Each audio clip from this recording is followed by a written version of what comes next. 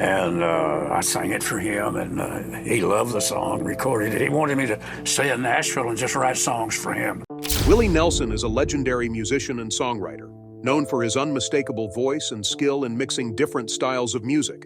Formed the Highwaymen, a band that included Kris Kristofferson among others. While Willie faced many obstacles at the start of his career, he eventually rose to fame. Recently, he expressed admiration for Kris, calling him one of the best songwriters he knows. However, Willie also revealed a deeply sad truth about Kris. Could this be related to their band or something more personal like his health? Join us as we dive into this story and uncover the heartbreaking news that Willie shared. Before we get into the details of this sad revelation, let's take a moment to revisit Willie Nelson's early life and career. Willie Nelson's early life. Willie was born on April 29, 1933 in Abbott, Texas, to Ira Doyle Nelson and Myrtle Marie Greenhaw. Interestingly, his birth date was accidentally recorded as April 30 by the attending doctor. His cousin Mildred gave him the name Willie and chose Hugh as his middle name in honor of her brother, who had recently passed away. Willie's family has deep American roots, going back to the Revolutionary War, where one of his ancestors, John Nelson, served as a major. In 1929, Willie's parents relocated to Texas from Arkansas in search of work.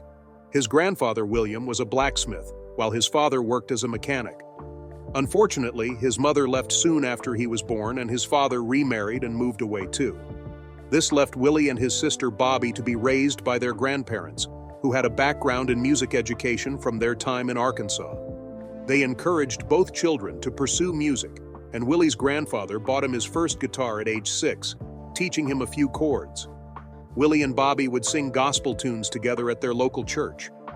Willie wrote his first song when he was just 7 years old, and by the time he hit 9, he was strumming his guitar in a local band called Bohemian Polka. During the summers, his family picked cotton with others in Abbott. But Willie wasn't a fan of that, so he decided to make some cash by singing in dance halls, taverns, and honky-tonks starting at 13. He kept it up all through high school. Willie drew inspiration from artists like Jimmie Rodgers, Hank Williams, Bob Wills, and many more. He attended Abbott High School, where he played football, basketball, and baseball. He even raised pigs with the Future Farmers of America. While still in school, he jammed with a band called the Texans, led by his sister's husband, Bud Fletcher. They performed in honky-tonks and had a Sunday morning gig on a local radio station. After graduating in 1950, Willie joined the U.S. Air Force but was discharged after just 9 months due to some back issues.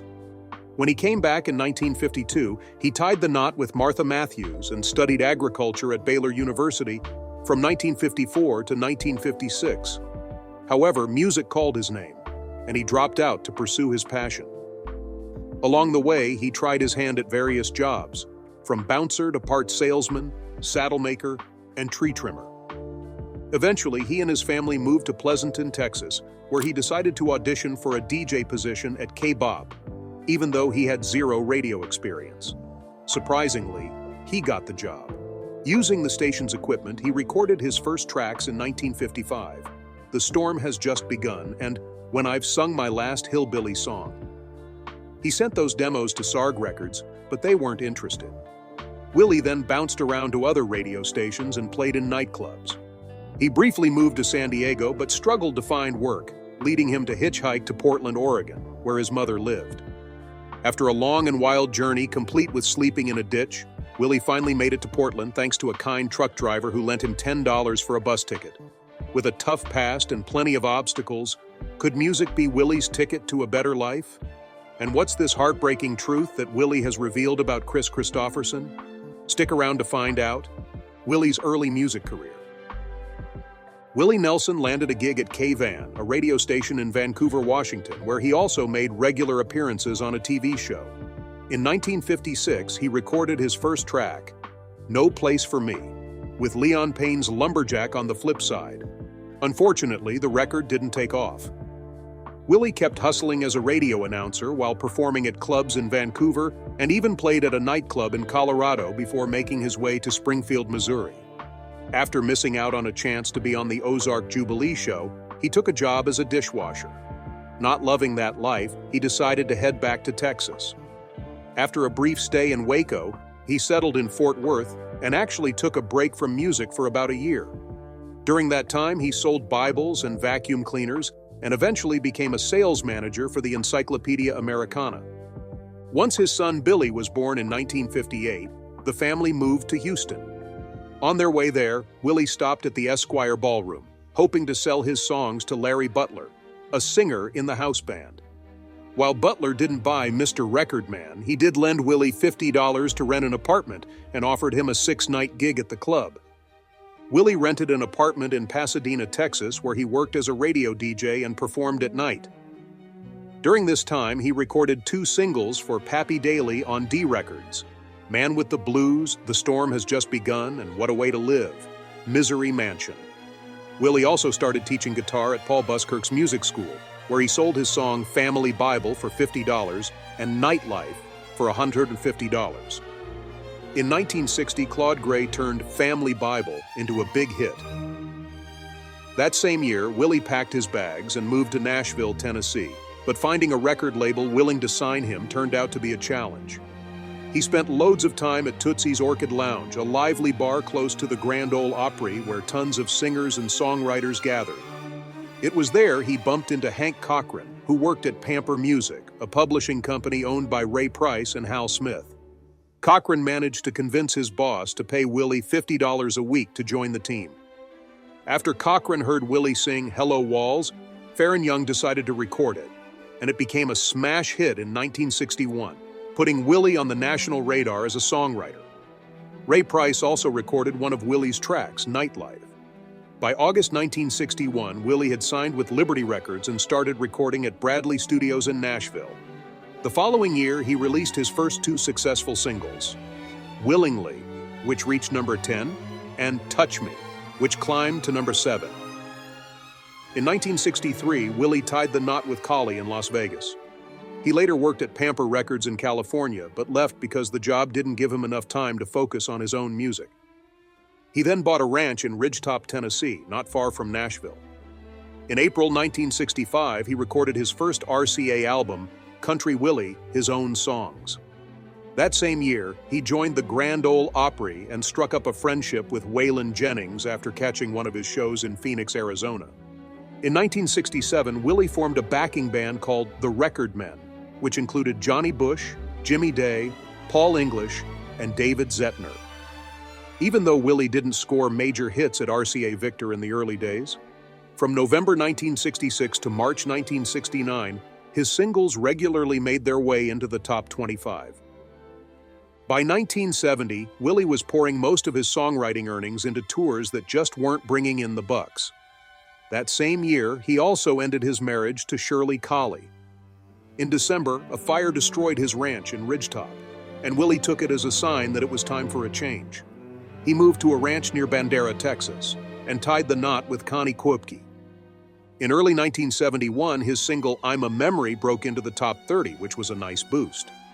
But after he recorded his last RCA single, Mountain Dew, in late April 1972, RCA started hinting that they wanted him to renew his contract early if he wanted to keep getting his new songs released. Frustrated with how his albums were flopping, especially Yesterday's Wine, Willie decided to step away from music, even though his contract still had some time left. He packed his bags for Austin, Texas, where the vibrant hippie music scene sparked a fresh wave of creativity in him. As he started playing his signature mix of country, folk, and jazz, his popularity in Austin skyrocketed. In March, he performed on the final day of the Dripping Springs Reunion, a 3-day country music festival. Even though the turnout wasn't what they hoped for, the experience inspired him to create his own annual festival called the 4th of July Picnic, which kicked off the following year. Eager to dive back into recording, Willie hired Neil Reshin as his manager, who helped him negotiate an early exit from his RCA contract for $14,000. Reshin then signed Willie to Atlantic Records for $25,000 a year, making him their first country artist. Willie formed his backing band, The Family, and by February 1973, he was hard at work on his iconic album Shotgun Willie at Atlantic Studios in New York City. Released in May 1973, Shotgun Willie received rave reviews but didn't sell as well as expected. Still, Willie saw it as a turning point, later saying that making the album felt like clearing his throat. His next project, Phases and Stages, came out in 1974 and told the story of a couple going through a divorce based on his own life. The first half focused on the woman's perspective, while the second half gave the man's side of the story. Before we explore the heartbreaking truth about Kris Kristofferson, let's take a closer look at his early life and education. Early life and education of Kris Kristofferson. Kris Kristofferson, born Christopher Kristofferson in Brownsville, Texas, was the son of Mary Ann and Lars Henry Kristofferson, a U.S. Army Air Corps officer who eventually rose to the rank of Major General in the U.S. Air Force. Growing up, Kris's father encouraged him to pursue a military career. However, due to his father's military position, the family moved frequently during his childhood until they finally settled in San Mateo, California. After graduating from San Mateo High School in 1954, Kristofferson enrolled at Pomona College with aspirations of becoming a writer. His talent in writing was evident early on, as he won several awards for his work, and two of his stories, The Rock and Gone Are the Days, were published in the Atlantic Monthly. The Rock described a geographical feature resembling a woman, while Gone Are the Days tackled a racial incident.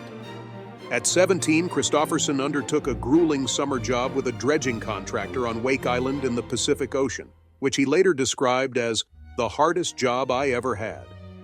While at Pomona College, he gained national recognition in 1958 for his athletic prowess, particularly in rugby, football, and track.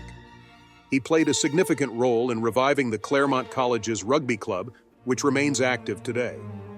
Kristofferson graduated in 1958 with a Bachelor of Arts degree in literature, finishing with high honors, summa cum laude, and earning membership in the prestigious Phi Beta Kappa Society.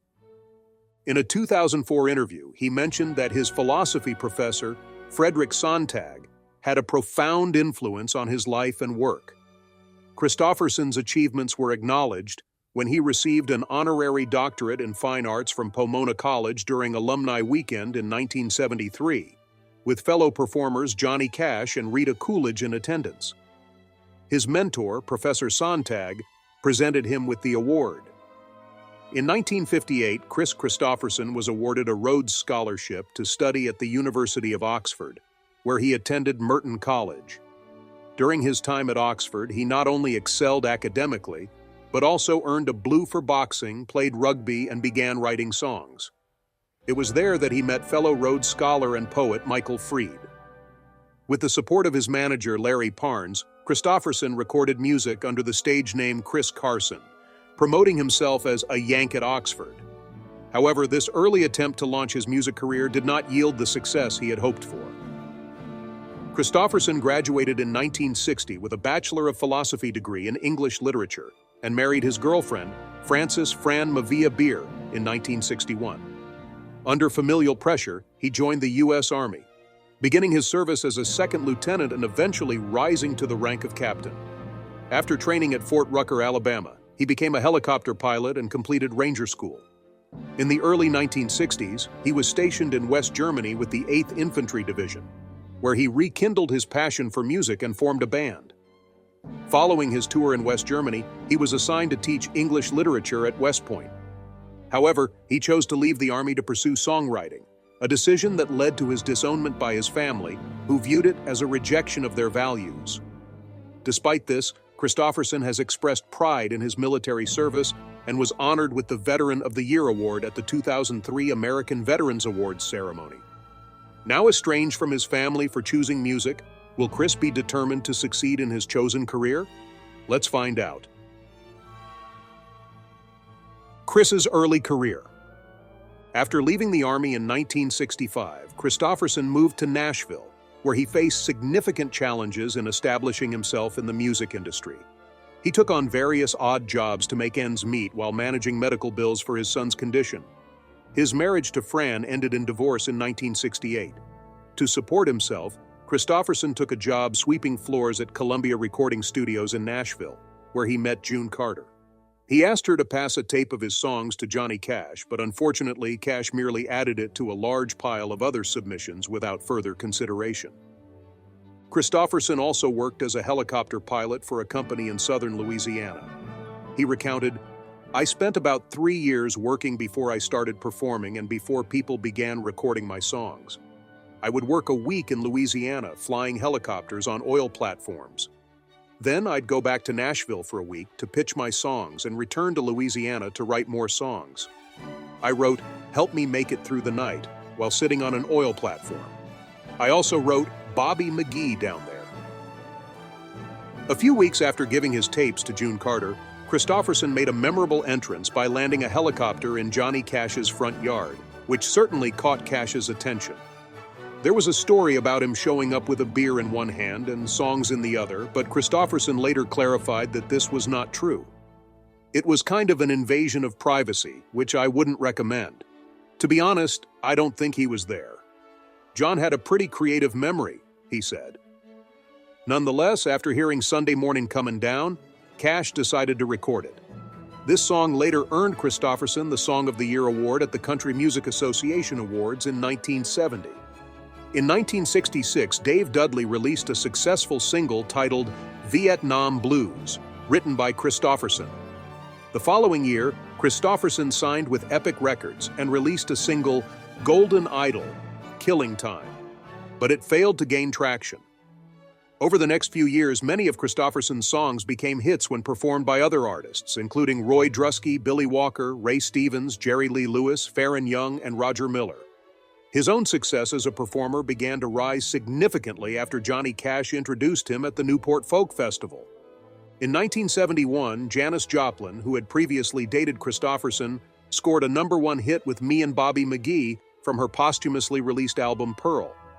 The song dominated the charts for several weeks, further cementing Kristofferson's reputation as a songwriter. Country singer Kenny Rogers recorded several of Kris Kristofferson's songs, including Me and Bobby McGee in 1969, with the first edition of the album Ruby, Don't Take Your Love to Town. Kristofferson released his second album, The Silver-Tongued Devil and I, in 1971. Shortly after, he made his acting debut in The Last Movie, directed by Dennis Hopper, and performed at the Isle of Wight Festival. A portion of his performance at the festival is featured in the compilation The First Great Rock Festivals of the 70s. In 1971, Kristofferson also acted in Cisco Pike and released his third album, Border Lord, which included all new songs but did not achieve commercial success. That same year, he received multiple Grammy nominations and won the Country Song of the Year award for Help Me Make It Through the Night. In 1972, he released his fourth album, Jesus Was a Capricorn, which initially sold slowly. However, the album's third single, Why Me, became a hit and significantly boosted sales. Eventually, the album sold over 1 million copies, earning a gold disc from the RIA on November 8, 1973. In 1972, Kristofferson performed Help Me Make It Through the Night alongside Rita Coolidge on the British TV show The Old Grey Whistle Test. That same year, Al Green released his rendition of For the Good Times on the album I'm Still in Love with You. Kristofferson was cast as Sheriff James Averill in the 1980 movie Heaven's Gate, directed by Michael Cimino. Although the film was a significant box office failure at the time and adversely affected Kristofferson's Hollywood career, it later garnered critical acclaim. In 1981, he starred with Jane Fonda in Rollover, directed by Alan J. Pakula. He also featured in The Last Days of Frank and Jesse James alongside Johnny Cash in 1986, and in Flashpoint with Treat Williams in 1984. The following year, Kris Kristofferson appeared in the neo-noir thriller Trouble in Mind, sharing the screen with Keith Carradine and Laurie Singer. In 1987, he took on a leading role in the TV series America, alongside Robert Urich and Christine Lottie. The year 1989 saw him star in the film Millennium with Cheryl Ladd. In 1997, Kristofferson co-starred with Steven Seagal in Fire Down Below. His career took a notable turn in 1998 when he played Blade's mentor, Abraham Whistler, in the movie Blade, and reprised the role in its sequels, Blade 2, 2002, and Blade Trinity, 2004. That same year, he also starred in Dance with Me alongside Vanessa Williams and Cheyenne. In 1999, he acted alongside Mel Gibson in Payback and portrayed rancher Rudolph Meyer in Molokai, the story of Father Damien. Kristofferson appeared in the 2001 Tim Burton version of Planet of the Apes and played an old man named Johan in the Norwegian film Johan, the Child Wanderer. In 2006, he starred with Geneviève Bujold in Disappearances, a film about whiskey running from Quebec to the U.S. during the Great Depression. The connection between Willie Nelson and Kris Kristofferson is significant, as they were both part of the Highwaymen, an American country music supergroup that also included Johnny Cash and Waylon Jennings. This collaboration emerged from their shared commitment to the outlaw country style, which defied traditional country music norms. From 1985 to 1995, the Highwaymen recorded 3 major albums, 2 with Columbia Records and 1 with Liberty Records. Their Columbia albums produced 3 hit singles, including the chart-topping Highwayman in 1985. Between 1996 and 1998, the 4 artists lent their voices to a 4-CD box set called the Louis L'Amour Collection, which featured 7 stories by Louis L'Amour. However, they were not credited as the Highwaymen for this project. In addition to the 4 main members of the Highwaymen, Johnny Rodriguez contributed Spanish vocals on the song Deportee, a Woody Guthrie classic from their album Highwaymen. The supergroup also acted together in the 1986 film Stagecoach. In 1990, the original members of a 1950s-60s folk group with the same name filed a lawsuit against the Highwaymen for using the name, which originated from a Jimmy Webb song that the Country Stars had recorded. The lawsuit was eventually dropped when both groups reached an agreement. The folk group retained ownership of the name, but allowed the supergroup to use it without exclusivity. In a show of collaboration, both groups performed together at a concert in Hollywood in 1990. When the Highwaymen formed in 1985, they initially didn't have an official name for their first 2 albums released under Columbia Records. The first album, Highwayman, was credited to Nelson, Jennings, Cash, Kristofferson. The title track, Highwayman, written by Jimmy Webb, became a #1 country hit, while their rendition of Guy Clark's Desperados Waiting for a Train reached the top 20. The album was produced by Chips Moman. The 4 members reunited in 1990 for a second album titled Highwayman 2, which reached #4 on the country album chart. The first single, Silver Stallion, written by Lee Clayton, made it to the top 40. This album was nominated for a Grammy for Best Country Vocal Collaboration and was also produced by Moman, featuring 6 songs written or co-written by the group members. The last album, released under the name Highwaymen before Waylon Jennings' death in 2002, was The Road Goes On Forever, produced by Don Was in 1995. This album featured a cover of Robert Earl Keen's song and included the single It Is What It Is. A 10th anniversary edition of The Road Goes On Forever was released in 2005, celebrating their enduring legacy in country music. Before we delve into the heartbreaking truth about Kris Kristofferson, let's highlight how Willie Nelson has praised him as the greatest songwriter of all time. Willie Nelson on Kris Kristofferson, the greatest songwriter of all time. In a heartfelt interview, country music icon Willie Nelson expressed his admiration for songwriters, naming Kris Kristofferson as his top choice. While he acknowledged other legendary figures like Merle Haggard, Hank Williams, and Billy Joe Shaver as some of the greatest, Kristofferson stood out to him. Willie's unwavering support solidified Kristofferson's status as his ultimate pick for the title of the greatest songwriter. Their deep friendship and mutual respect have long been evident, with both artists significantly impacting the country music landscape. Willie appreciates Kristofferson's ability to craft profound, poetic lyrics and timeless melodies, which he believes sets him apart as a songwriter. Over the years, Nelson has performed many of Kristofferson's songs and frequently praises his songwriting genius. During the conversation, Nelson also reflected on his own illustrious career, sharing that he has penned some of the most enduring songs in country music, including the classic Crazy, famously recorded by Patsy Cline. He mentioned other iconic tracks like Funny How Time Slips Away, which has also become a standard in the genre. Despite being a legendary figure himself, Willie admitted to feeling nervous while speaking to the host. To lighten the mood, they played a game of this or that, where Willie was asked to quickly choose between 2 options. When prompted about following his head or his heart, Willie simply stated that he trusts his instincts. He was also asked to choose between Austin and Maui, hesitating as he acknowledged his love for both places, saying, "Texas is my home and there's no place better, but Maui is great too. reflecting on the allure of both locations. As we transition to Kristofferson's more poignant narrative, it's evident that his impact on country music and the deep respect he commands from fellow artists like Willie Nelson underscores his legacy. As the interview concluded, Willie Nelson reflected on his beloved guitar, Trigger, which he has played for decades. The host shared how picking up this famous guitar gave them goosebumps, to which Willie humbly expressed his gratitude for the kind words, showcasing his gracious nature. While Willie's own songwriting legacy is undeniably significant, his respect for Kris Kristofferson shines brightly.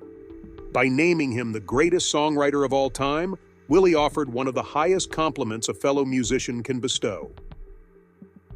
Heartbreaking truth revealed. In a somber turn, it was confirmed that Kris Kristofferson passed away at his home in Maui, Hawaii, at the age of 88. Family spokeswoman E.B. McFarland announced that he died peacefully, surrounded by loved ones, although no specific cause of death was provided. Kristofferson, renowned for his ability to recite William Blake's poems from memory, penned deeply evocative folk lyrics about loneliness and love, seamlessly blending them into the fabric of popular country music. After stepping back from performing and recording in 2021, Kristofferson made only a few guest appearances, including a memorable performance at Willie Nelson's 90th birthday celebration in Los Angeles in 2023. During this event, he sang "Loving Her Was Easier Than Anything I'll Ever Do Again," a hit for Kristofferson and a personal favorite of Nelson's.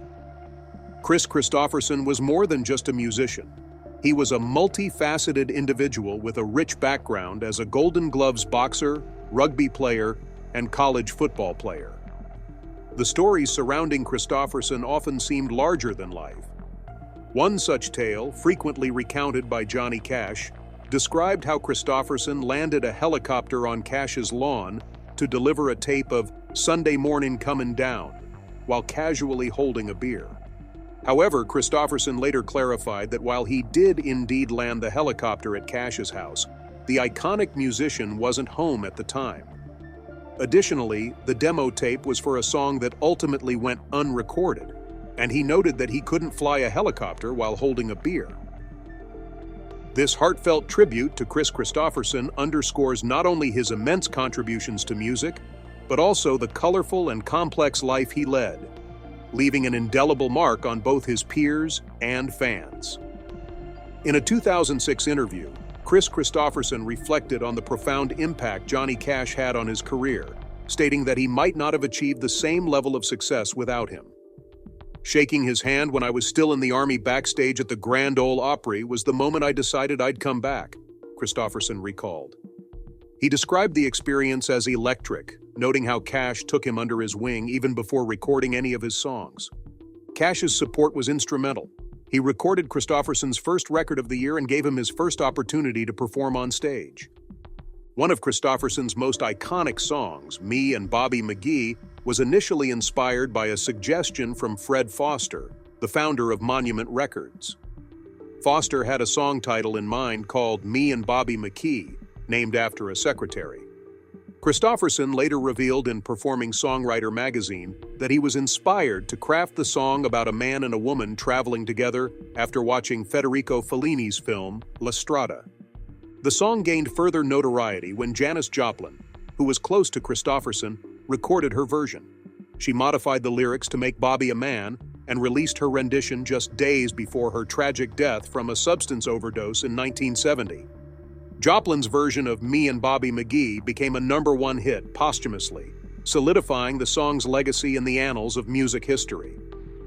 A pivotal moment in Kris Kristofferson's career was the formation of the Highwaymen alongside legends Willie Nelson, Johnny Cash, and Waylon Jennings. Reflecting on this experience in a 2005 interview with the AP, Kristofferson shared, "I think I was different from the other guys in that I came in as a fan of all of them. I respected them when I was still in the Army. When I went to Nashville, they were like major heroes to me because they took music seriously. Being recorded by them, being friends with them, and working alongside them felt unreal.